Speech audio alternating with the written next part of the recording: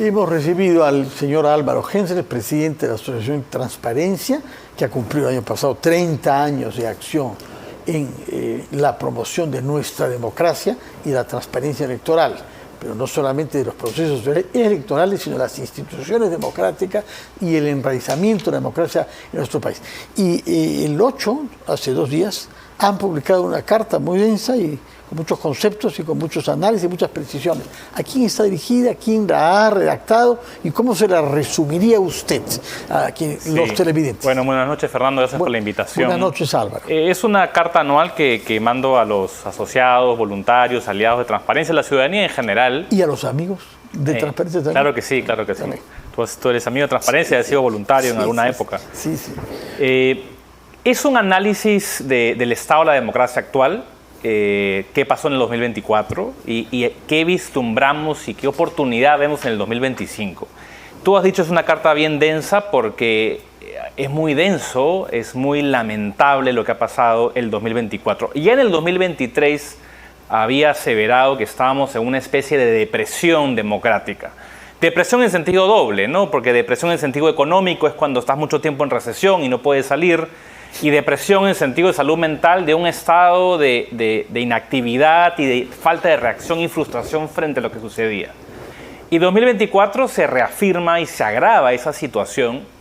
Y cuando uno mira los poderes del Estado, uno puede ver opacidad en los tres, ¿no? Ve a un gobierno prácticamente con una aprobación nula, con una especie de psicosis, de delirio, de negar esa realidad, sosteniendo un tridente de ministros que van en contra de la seguridad, la educación, la alimentación escolar y más bien apoyando los intereses muy personales y algo lujosos de la presidenta. Un Congreso que semanas atrás habíamos publicado todo el accionar del Congreso con 20 golpes legislativos que van en contra de la democracia, la participación ciudadana, los derechos humanos, la educación y legislando a favor del crimen organizado.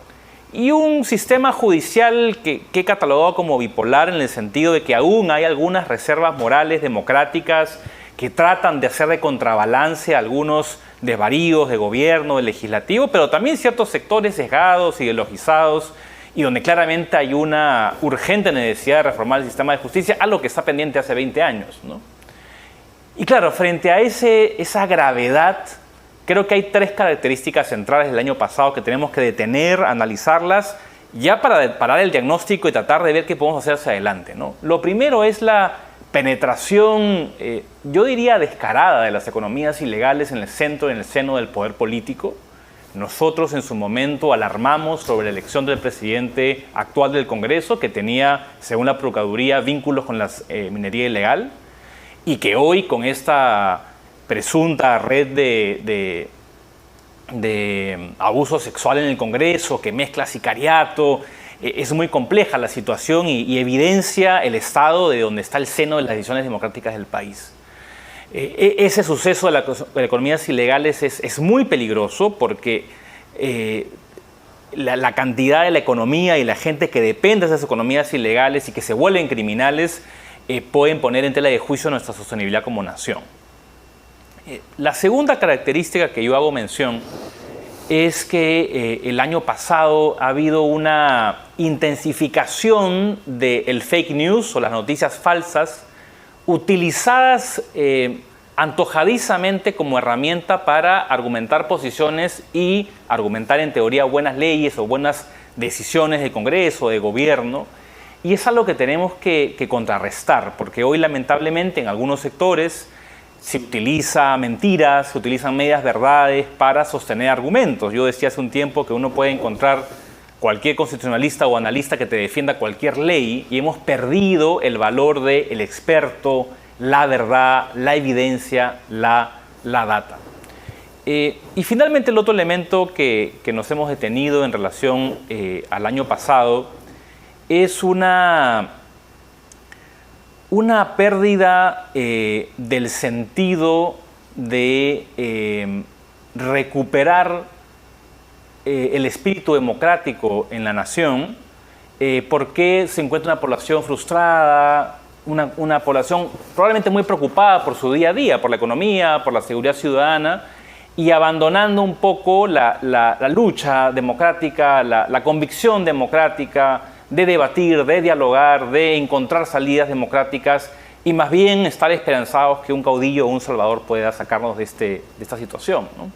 Ahora, la carta hace un análisis que es severo y uno atraviesa ciertas crisis de pesimismo. Cuando leo, usted habla sobre narrativas que se han instalado sobre la base de estas noticias falsas, fake news, y que sin embargo sirven para diagramar un espacio político en donde no cabe el diálogo, creo que ustedes promueven.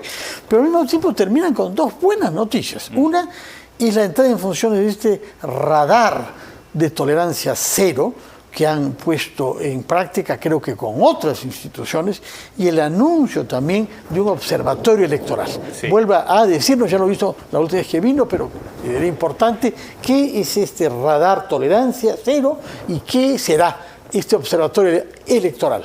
Sí, la carta se llama una oportunidad para cambiar la trayectoria del país democrático, y es porque el 2025 sentimos que es el año para generar ciertas condiciones para cambiar la trayectoria del país. Planteamos 4 preguntas, 4 retos fundamentales que tiene el país, que es cómo generar condiciones para unas buenas elecciones que sean legítimas y transparentes, cómo generar una masa crítica de gobernantes y autoridades competentes, éticos, y más bien salirnos de aquellos que están advenedizos, corruptos, y finalmente cómo logramos tener menos partidos políticos o frentes electorales o frentes de coaliciones para tener una elección un poco más ordenada. Esos son los 4 retos. Y frente a eso, los 2 acciones concretas que estamos trabajando ya hace buena cantidad de meses. El primero es Radar Tolerancia Cero, es el nombre inicial, de repente se va a llamar votabien.pe, estamos ahí terminando de afinar, pero es una herramienta muy valiosa porque recoge cerca de 20 bases de datos públicas.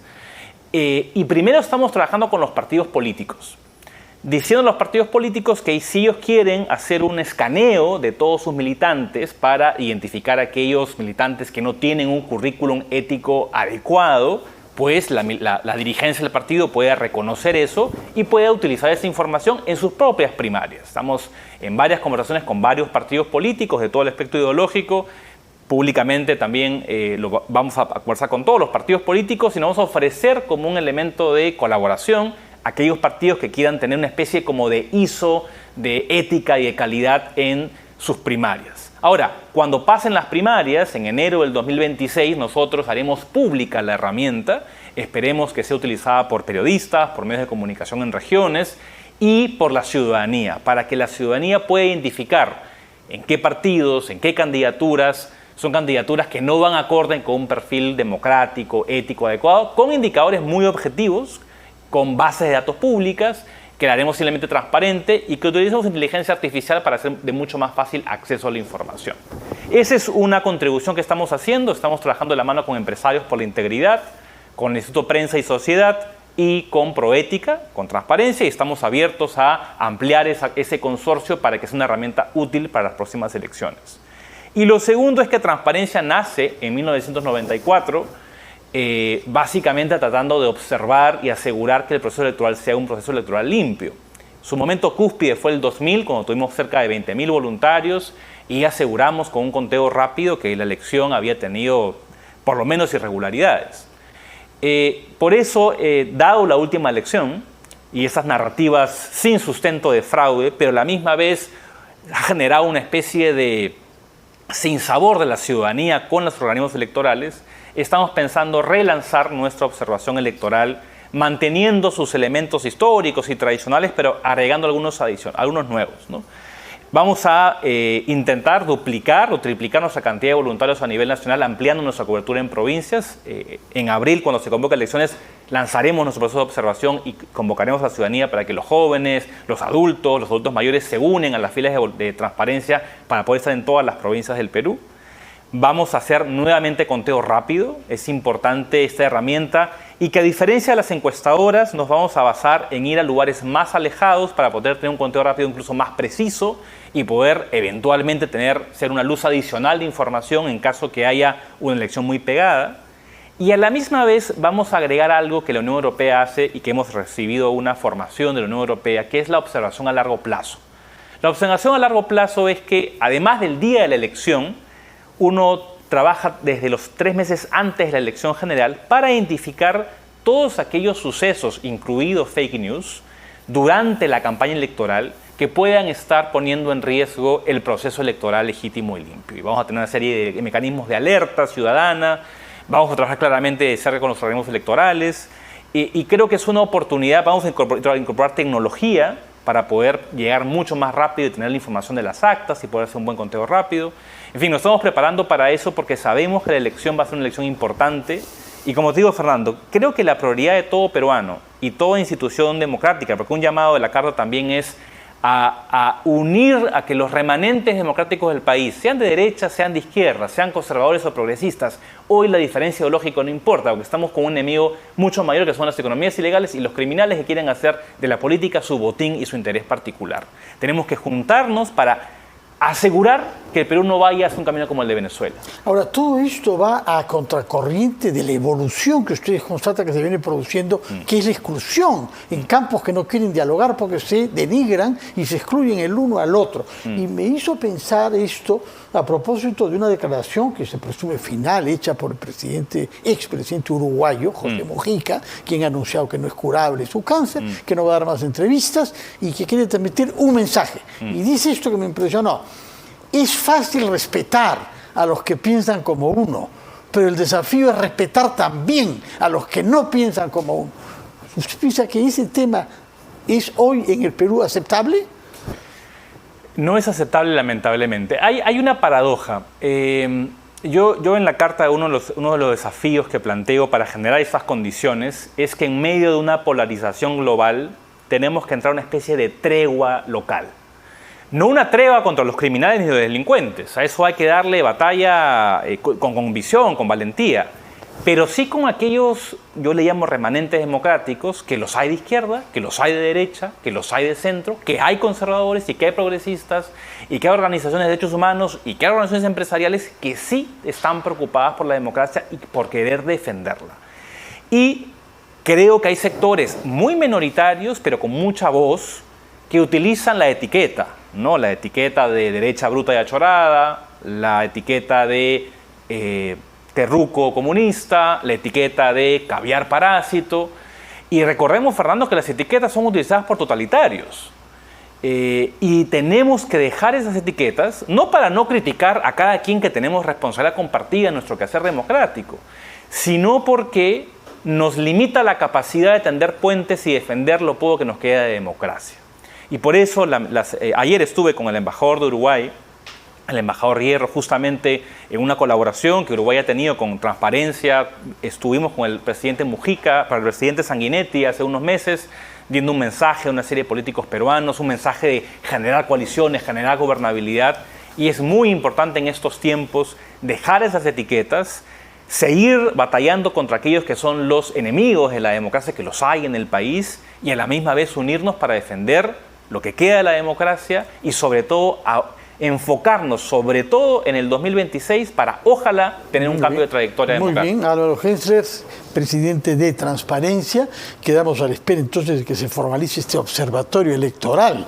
Nosotros hemos hecho un esfuerzo también, usted sabe, aquí en RPP, como el poder en tus manos, para orientar a los televidentes y radioescuchas y seguidores por redes sociales sobre unas elecciones que se presentan complicadas, sino por la cantidad de candidatos y de partidos que ya están inscritos. Se habla de más de 600.000 candidatos, ¿no? Que deben ser provistos en las elecciones generales de abril y junio del año 26, próximo año, pero también en las regionales y municipales de octubre de ese año. Muchas gracias, Álvaro Hensler, que tenga un feliz año usted. Y gracias, felicitaciones Fernando, por el trabajo, porque sé que todas estas reflexiones y esta propuesta de la Carta es fruto de un diálogo entre sectores diferentes y sensibilidades diferentes que logran coexistir, de hacer cosas en conjunto, en transparencia, de manera que están dando el ejemplo al interior mismo de su funcionamiento. Muchas gracias y feliz año 25 para usted y para sus compañeros de Transparencia. Vamos a hacer una pausa, después de la cual tendremos la enorme satisfacción de recibir al ingeniero civil Hernán Asto, de origen ayacuchano, que ha ganado un importante premio a la innovación tecnológica, aportado nada menos que 100.000 euros por la fundación japonesa NTT Data. Nos va a decir cómo se ha concebido una idea de sacar energía a partir de la fotosíntesis de las plantas. Nos lo dirá Hernán Asto dentro de unos instantes después de una breve pausa. Primero despedimos al señor Álvaro Hensler.